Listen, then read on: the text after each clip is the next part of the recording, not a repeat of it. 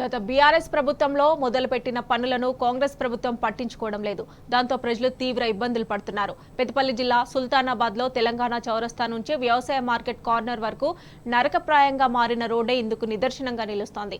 గత ప్రభుత్వ హయాంలో ఈ రోడ్డు మరమ్మతు కోసం 2 కోట్ల రూపాయలు విడుదలయ్యాయి. కానీ ఎన్నికలు రావడంతో పనులు పూర్తి కాలేదు. ఆ తర్వాత కొన్నాళ్లకే పార్లమెంట్ ఎన్నికలు రావడంతో కాంగ్రెస్ ప్రభుత్వం మరోసారి ఈ రోడ్డుకు భూమి పూజ నిర్వహించింది. కాంగ్రెస్ నాయకులు పట్టించుకోకపోవడంతో 6 నెలలు గడిచినా ఇంకా ఎక్కడ వేసిన గొంగలి అక్కడే ఉన్నట్లు ఉంది ఈ రోడ్డు పరిస్థితి.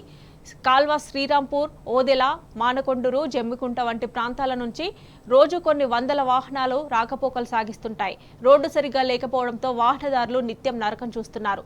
అధికారులు వెంటనే స్పందించి రోడ్డు పనులు పూర్తి చేయాలని స్థానికులు డిమాండ్ చేస్తున్నారు.